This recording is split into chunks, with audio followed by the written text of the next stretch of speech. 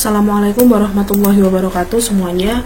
Pada kesempatan video hari ini kita akan membahas dan mendiskusikan tentang neraca panas di kondensor dan di vaporizer. Kondensor dan vaporizer seperti yang sudah kita bahas di pertemuan sebelumnya, vaporizer dan kondensor adalah termasuk dari golongan heat exchanger dua fase. Bedanya dengan heater dan cooler adalah kalau cooler dan heater ini fasenya cukup satu, teman-teman. Nah, karena heater cooler itu hanya terjadi di satu fase, maka CP saja yang kalian butuhkan.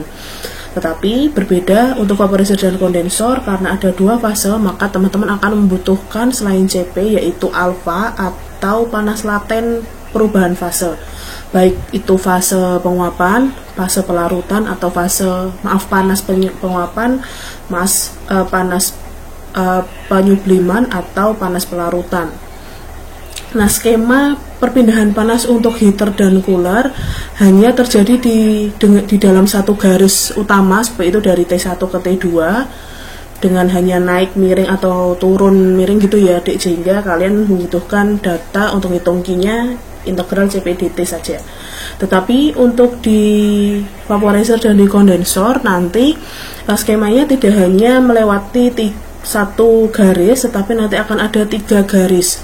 Garis pertama akan menunjukkan kenaikan atau penurunan suhu, garis kedua itu nanti datar, dia akan menunjukkan perbedaan perubahan fase dari satu fase ke fase yang lainnya, sedangkan nanti ada juga kenaikan atau penurunan suhu lagi, itu nanti menunjukkan terjadinya perubahan suhu di fase yang sudah berubah tadi, seperti itu.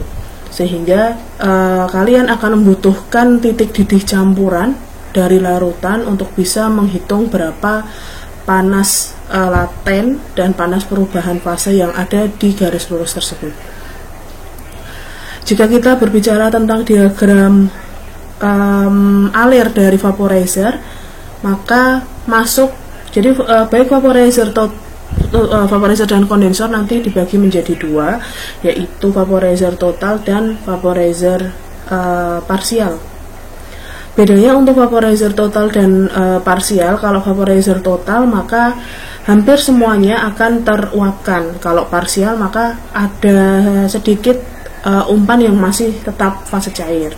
Nanti NP-nya hitungnya berbeda-beda. Sama halnya juga untuk kondensor pun juga ada dua tipe, yaitu tipe kondensor total dan tipe kondensor parsial. Untuk neraca panas total di vaporizer, maka Q-in, Q1 ditambah Q-steam sama dengan Q-i. Nanti Q itu terdiri dari Q2, Q3, Q4, dan Q5. Kebalikannya, kalau neraca panas total di kondensor, neraca panas total ini akan terbentuk dari Q1 sama dengan Qi ditambah Qt.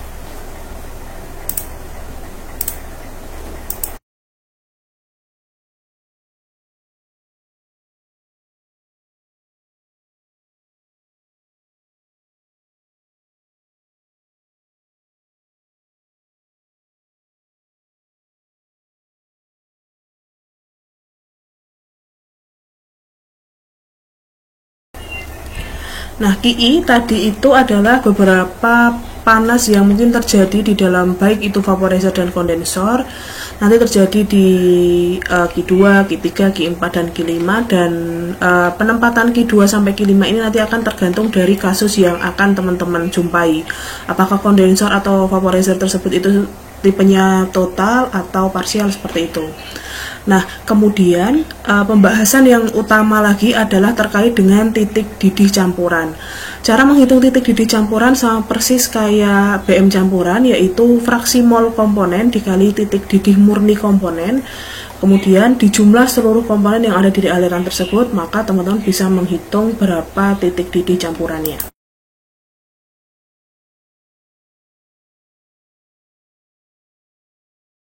Baik, sekarang kita akan membahas lebih dalam terkait dengan vaporizer.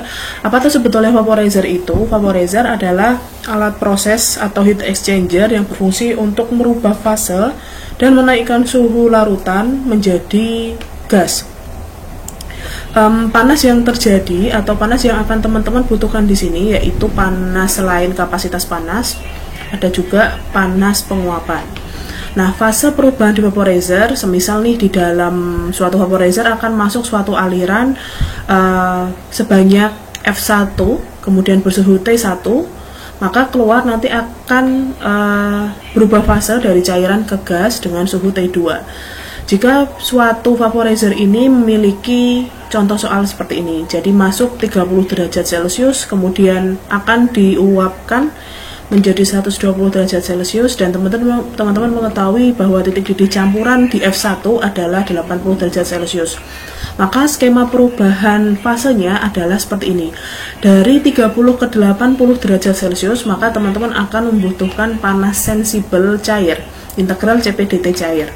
Dan perubahan garis di 80 derajat ke 80 derajat ini tetap ini adalah perubahan fase, maka teman-teman membutuhkan data panas laten.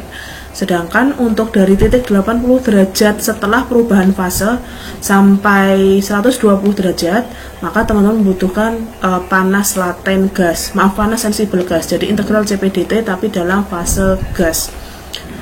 Jadi jika kita lihat neraca panas dari vaporizer total, Q-in di vaporizer total adalah Q1 dan Qs, sedangkan untuk panas keluar dari vaporizer adalah Q2, Q3, dan Q4 serta Q5.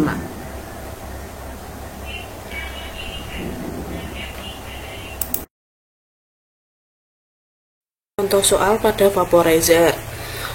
Larutan bioetanol 80% dengan umpan sebanyak 100 kg per jam akan diuapkan secara sempurna dengan menggunakan vaporizer total, sehingga suhu keluar vaporizer terekam 130 derajat Celcius.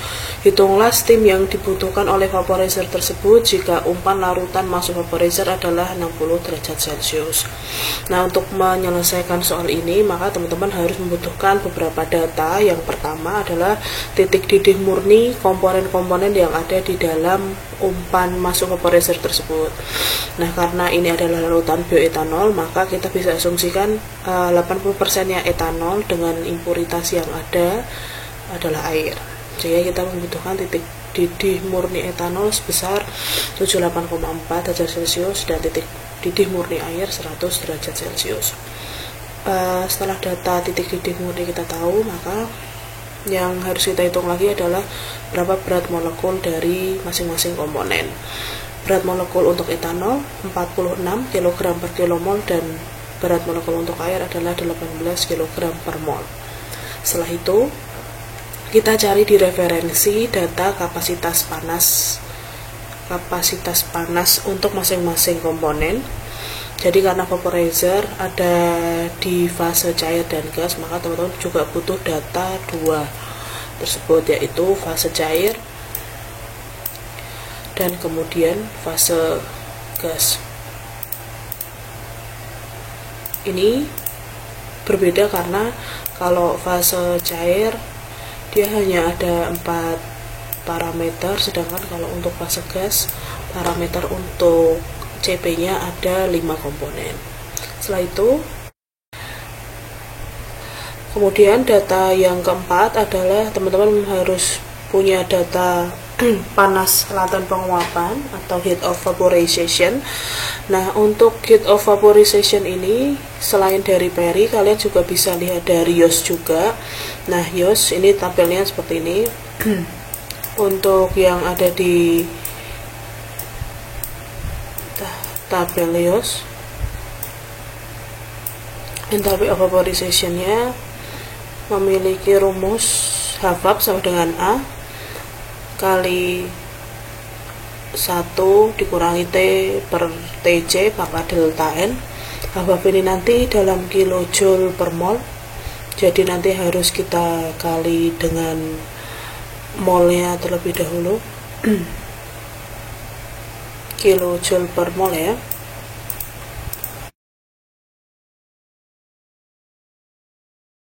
Ini maka teman-teman butuh pertama butuh mengetahui di titik berapa sih suhu didih campuran dari komponen yang masuk, yaitu berapa tuh sebetulnya titik didih campuran C2H5OH dan H2O yang masuk ke vaporizer.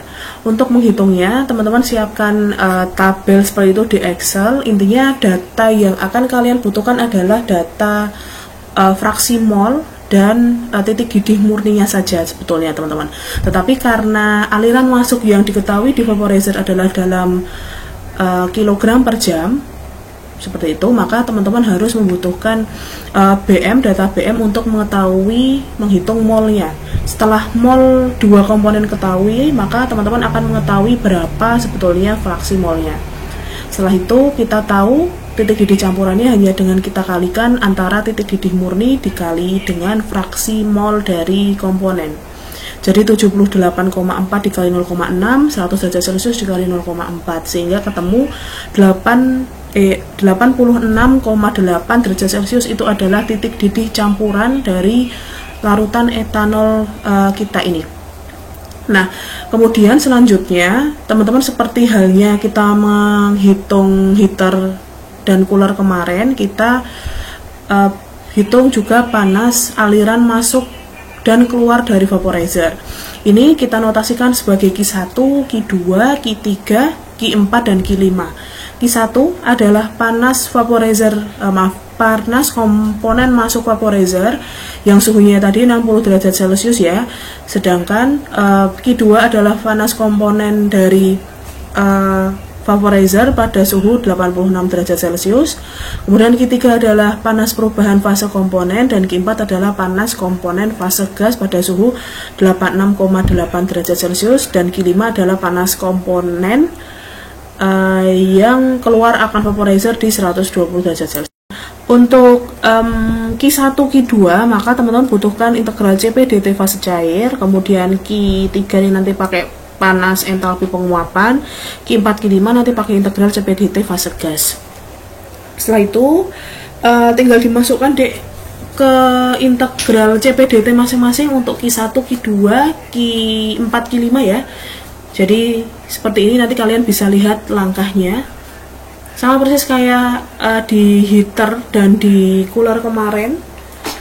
Kayak gitu, kita masukkan satu-satu. Jangan lupa dirubah dulu suhunya dalam Kelvin, kemudian suhu referensinya pun 25 derajat Celcius dirubah juga ke Kelvin.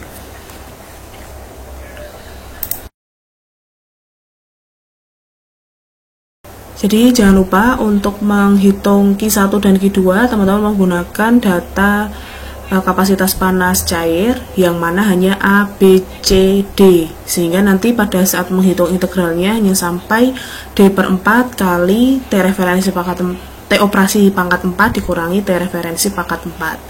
Setelah itu diketahui entalpinya, teman-teman tinggal kalikan Q-nya dengan cara mengalihkan entalpi yang sudah dihitung dengan integral tadi kita kali dengan mol komponen, sehingga untuk Q1 nanti jumlah yang masuk, panas masuk yang masuk ke dalam vaporizer adalah jumlah total dari panas etanol dan total dari panas air. Untuk Q2 juga teman-teman tetap pakai integral Cp dt fase cair, tetapi suhu operasinya kita rubah di titik didih campuran yang sudah kita hitung sebelumnya, yaitu 86,8 derajat Celcius. Nanti Q2 besarnya Q2 adalah dari jumlah C2H5OH dan H2O di Q2. Nah, sedangkan untuk menghitung Q3, karena kita pakai data entalpi penguapan di referensius itu nanti kita pakai A dikali 1 min T per TC pangkat N, maka teman-teman membutuhkan tabel data referensi ini. Jadi ada data komponen F, XF, BM, N saja. Seperti itu, lalu kemudian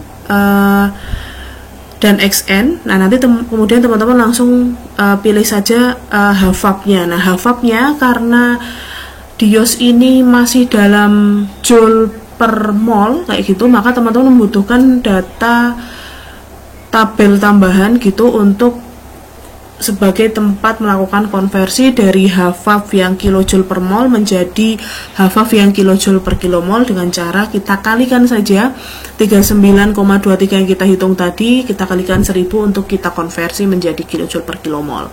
Nah, baru kita sudah tahu entalpi vaporizernya dalam kilojoule per kilomol, teman-teman tinggal kalikan dia dengan mol masing-masing komponen. Jadi Q-VAP ini adalah HVAV dikalikan N, sehingga Q3 itu adalah total dari Q-VAP-nya etanol dan Q-VAP-nya H2O.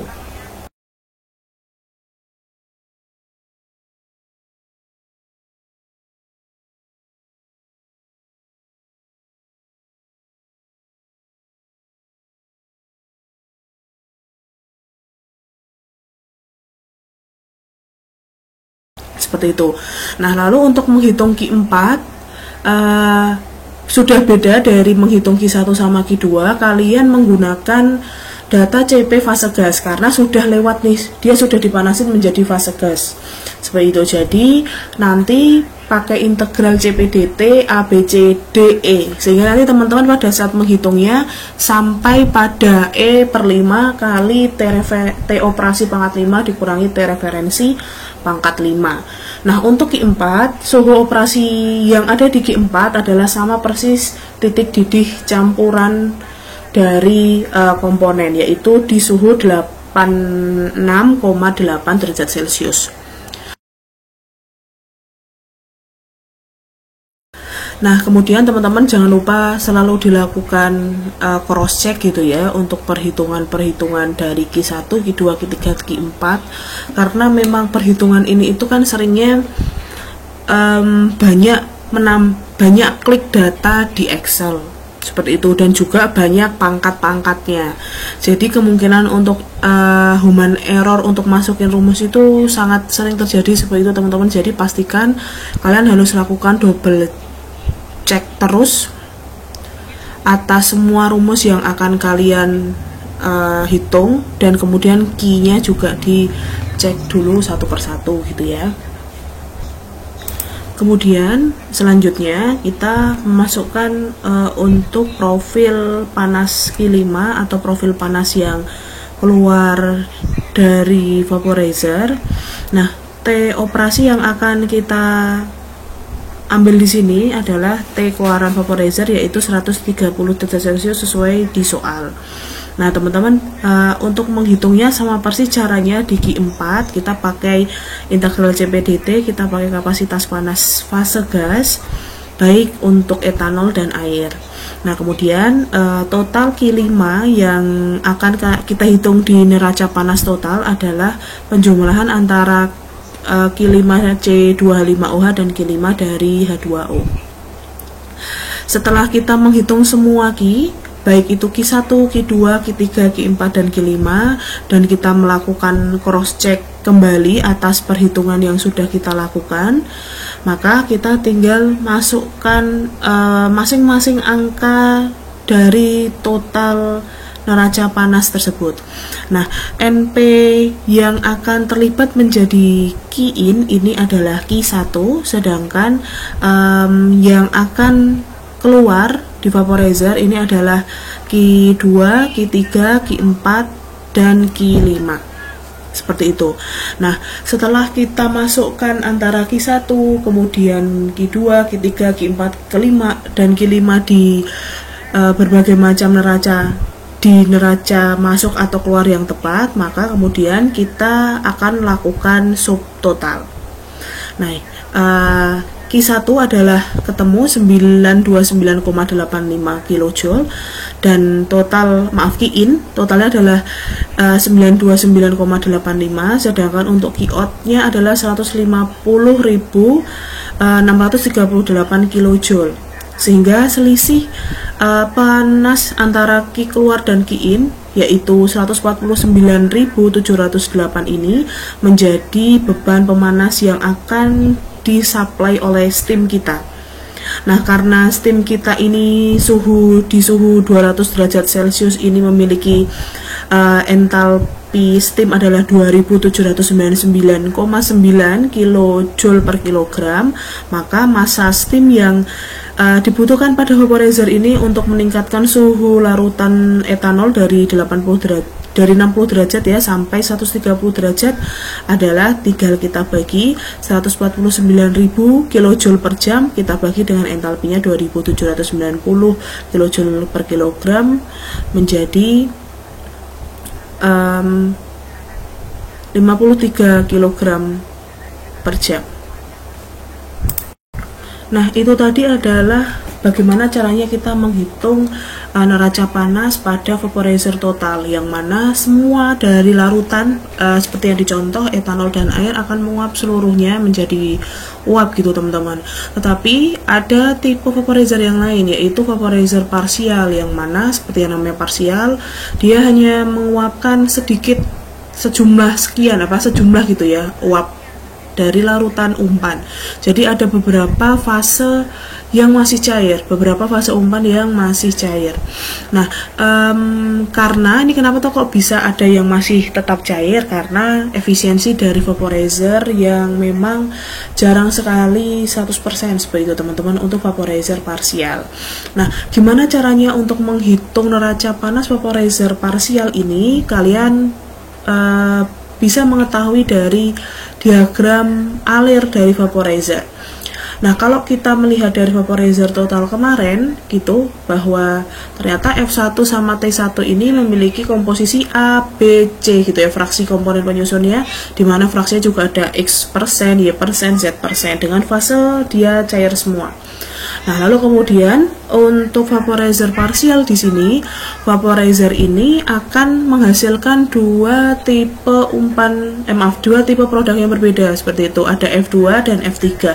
F2 di sini kita anggap fase gas, kemudian F3 adalah fase cair. Sama-sama di suhu T2 atau T-out. Nah, F2 memiliki fraksi masanya sendiri komponennya, sedangkan di F3 pun memiliki fraksi masanya sendiri.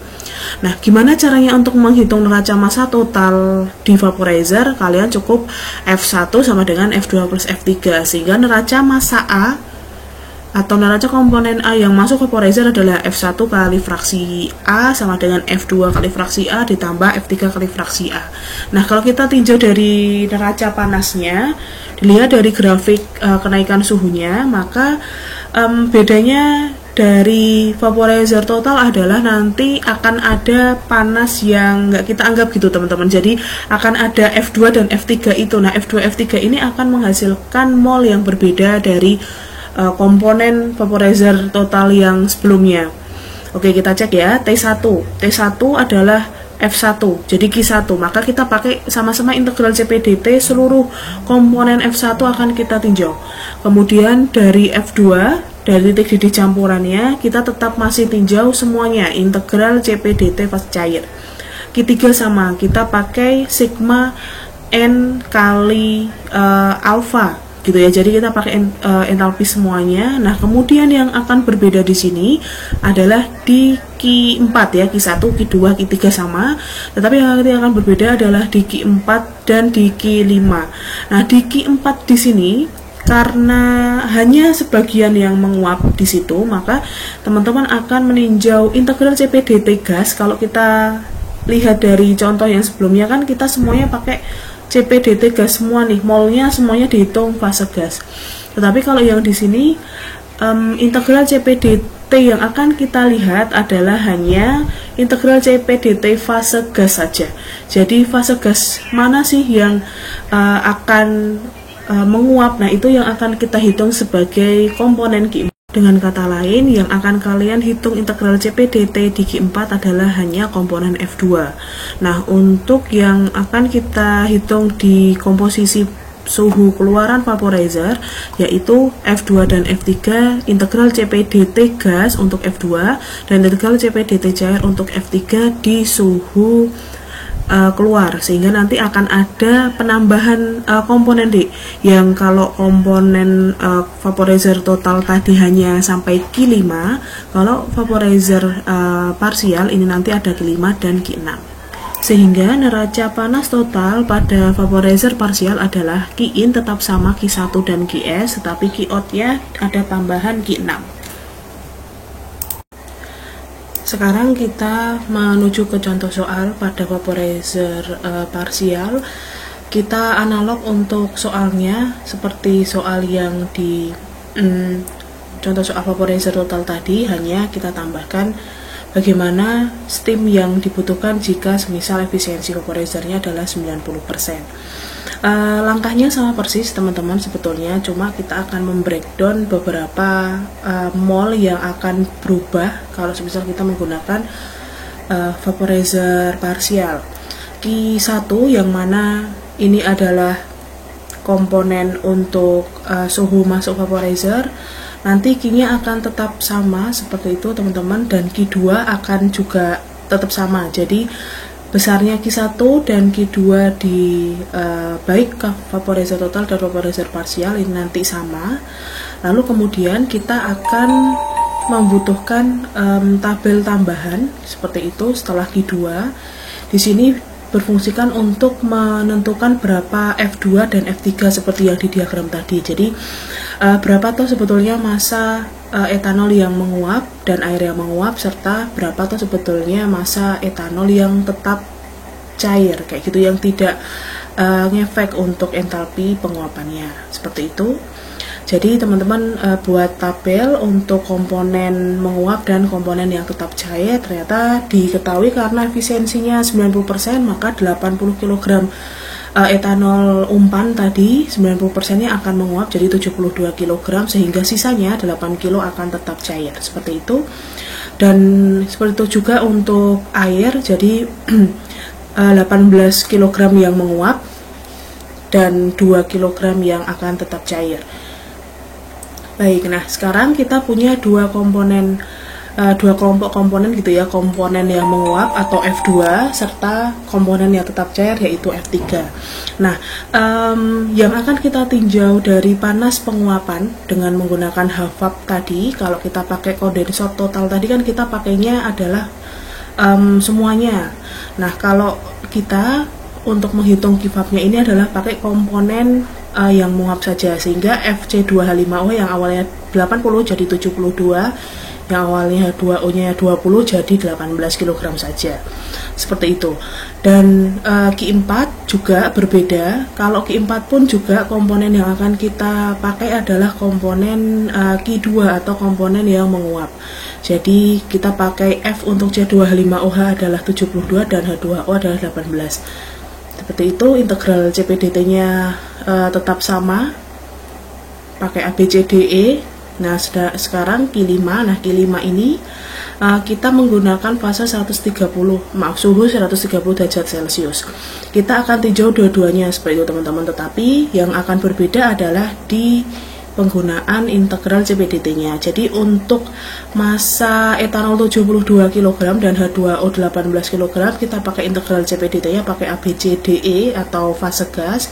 Sedangkan untuk yang Q6 integral fase CPDT-nya adalah pakai fase yang cair, sehingga nanti FC2H5OH-nya pun juga diubah yang menjadi fase yang tetap cair itu tadi, yang 8 kg untuk C2H5 dan 2 kg untuk H2O. Jadi masanya itu, kemudian integral CPDT-nya kita ganti pakai fase cair. Jadi hanya sampai 10 pangkat 4 aja ya. Jadi D/4 kali T operasi pangkat 4 dikurangi T referensi pangkat 4, seperti itu. Jadi perubahan cukup signifikannya adalah di Q3, Q4, Q5 dan Q6. Q3 dan Q4 kita pakai F yang menguap seperti itu, sedangkan Q5 kita pun juga tetap pakai F yang menguap, dan Q6 kita pakai F yang tetap cair. Seperti itu. Kemudian kita sudah dapatkan semua fasenya, Q-nya, Q totalnya, mulai dari Q1, Q2 dan Q3. Dicek dulu semuanya teman-teman, jangan sampai salah gitu ya. Nah, Q1-nya tetap karena tidak ada perubahan, tetap 929,85. Q2-nya pun juga tetap 10.203. Kemudian Q3-nya berubah menjadi 101.000. Kemudian Q4-nya jadi 9.011, Q5-nya 15.800, dan Q6-nya adalah 1.500. Sehingga total dari panas selisih pemanasnya adalah 137 kilojoule per jam. Nah, dengan adanya kondensor vaporizer parsial ini ternyata steam yang dibutuhkan jauh lebih kecil, yaitu 49 kg dibandingkan yang tadi 53 kg. Seperti itu untuk massa vaporizer total dan parsial. Sekarang kita ke neraca panas di kondensor ya. Nah, untuk neraca panas di kondensor kebalikannya teman-teman dengan konsep neraca panas di vaporizer. Pada intinya tetap sama, F1 ini nanti fasenya gas, kemudian F2 nanti fasenya cair. Di sini akan memiliki profil suhu masuk akan jauh lebih tinggi dibandingkan suhu keluarnya. Nah, tinjauan panasnya pun juga akan kebalikan dari vaporizer tadi, jadi nanti trennya adalah suhunya turun. Jadi penurunan suhu dari T1 ke titik GD campuran, kemudian akan terjadi perubahan fase dari gas ke cair, kemudian penurunan dari cair ke titik suhu keluar kondensor, seperti itu. Jadi akan ada Q1, Q2, Q3, Q4, dan Q5. Nah, untuk bedanya Q1, Q2 kalau kita vaporizer pakai integral CPDT cair, kalau kondensor kita pakai integral CPDT gas. Q4, Q5-nya malah yang pakai integral CPDT cair. Seperti itu, sehingga dan untuk alfa yang di kondensor ini kita tetap pakai nilai entalpi dari vaporisasi, tetapi kita pakai tanda negatif. Kita kasih tanda negatif sebagai tanda berbalik arah, berkelawanan arah dari Q-vap-nya.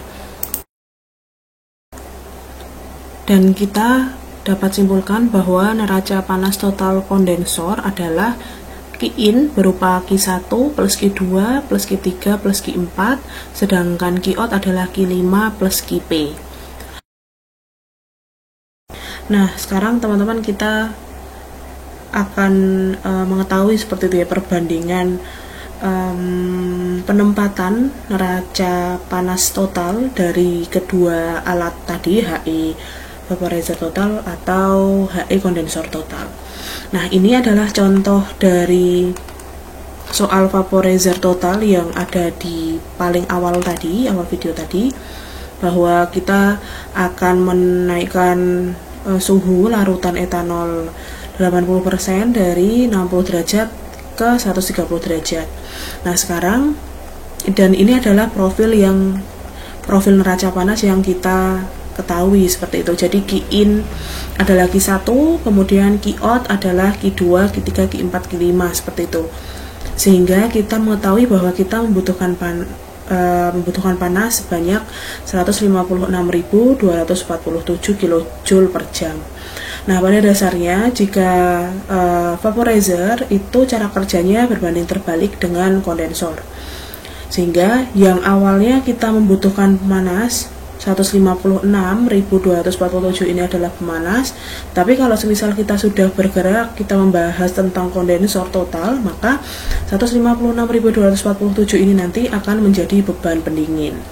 Nah, untuk itu maka penempatan sebenarnya untuk lebih memudahkan pemahaman aja sih buat teman-teman sekalian, bahwa untuk memudahkan vaporizer total itu yang in hanya Q1, tetapi untuk kondensor total yang in itu malah semuanya, jadi Q1, Q2, Q3, Q4 dari kondensor aliran masuk kondensor tersebut, sehingga terus kemudian yang keluar adalah Q5 saja.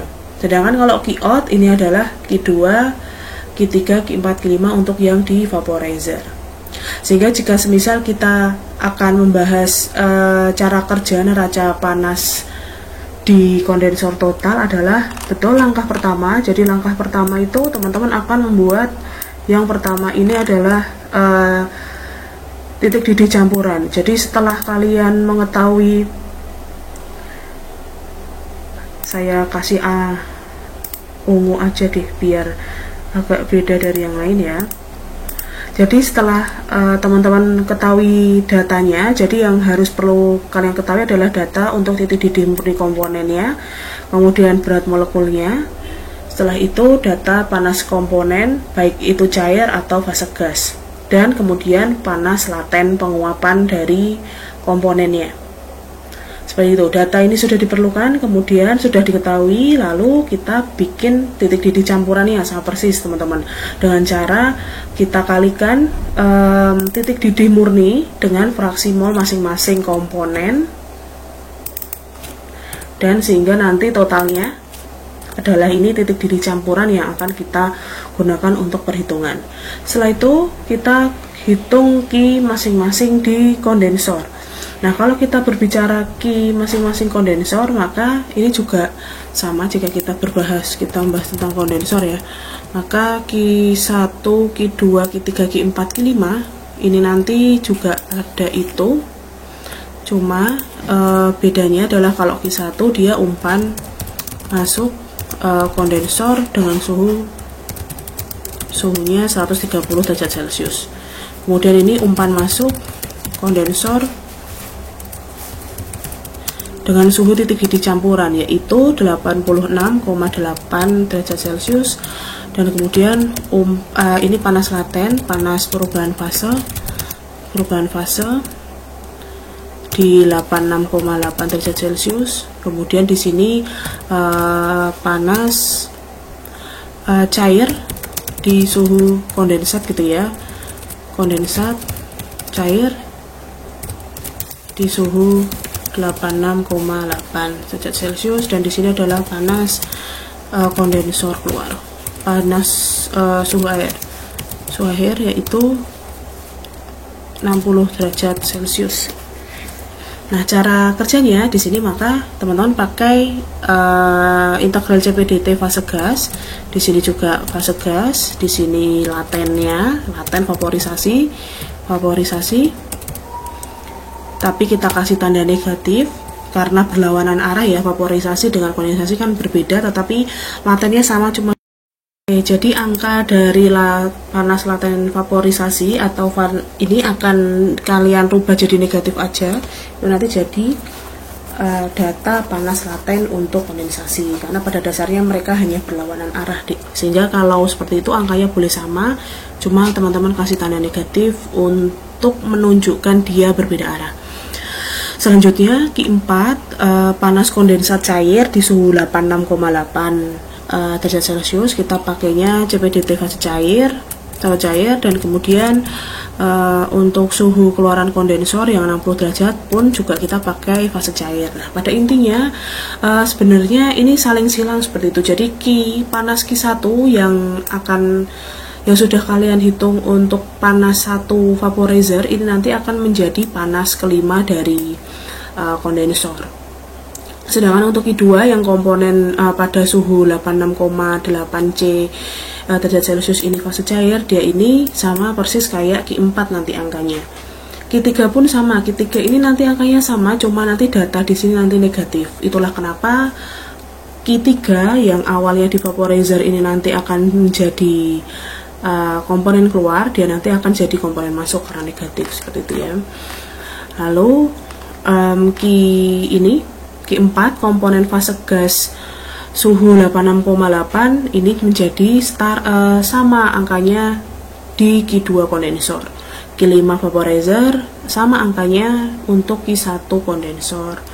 Nah, karena itu maka neraca panas di kondensor total pun akan seperti ini. Jadi Q1 untuk kondensor itu nanti angkanya sama persis dengan Q5 yang ada di vaporizer, yaitu 17.622. Kemudian Q2 sama persis kayak Q4 nya vaporizer, yaitu 10.013.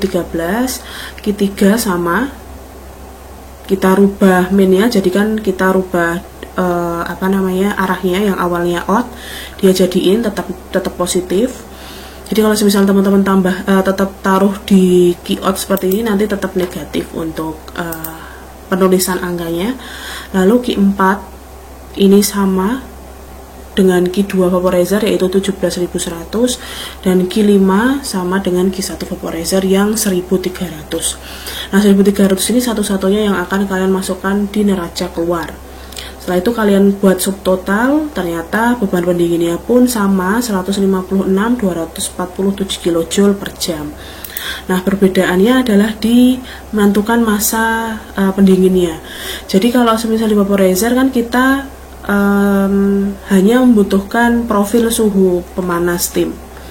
Oh ternyata kita pakainya semisal steam 200 derajat Celcius seperti itu, maka outputannya kita lihat di Yos bisa, di Peri bisa, berapa tuh sebetulnya entalpi steam di suhu 200 derajat. Ternyata ketemu 2799,9 kJ per kilogram, sehingga masa steam yang dibutuhkan adalah sekian, 55,8 kg per jam, hanya dengan kita bagi antara steam yang dibutuhkan, panas yang dibutuhkan dengan entalpi steam yang ada di data. Tapi kebalikannya untuk bahan coolant atau pendingin, seperti contoh untuk cooler dulu pas teman-teman di video NP heater cooler gitu ya. Di sini pun profil pendinginnya kita akan cek gitu teman-teman. Jadi kira-kira kalian mau pakai air pendingin atau jenis coolant-nya itu apa gitu. Jika semisal nih kita menggunakan air pendingin 30 dan suhunya masuk 30, keluarnya 50 derajat Celcius, maka kalian membutuhkan perhitungan entalpi. Jadi kalau kita pakai steam, entalpi steam ini sudah diketahui dari data seperti itu. Jadi kalau di sini saya ambilnya di referensi Smith-Vanes buku termodinamika.